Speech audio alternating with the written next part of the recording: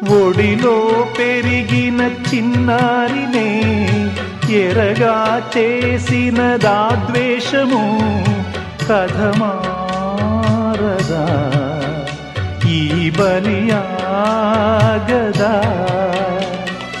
మనిషి పశువుగా మారితే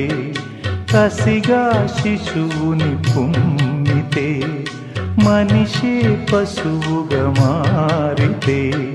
కసిగా శిశువుని కుమ్మితే అభము శుభము ఎరుగని వలపులు ఓడిపోయేనా ఇదేలే తరతరాల చరితం జ్వలించే జీవితాల కథనం పగేమో ప్రాణమయ్యేనా ప్రేమలే దూరమయ్యే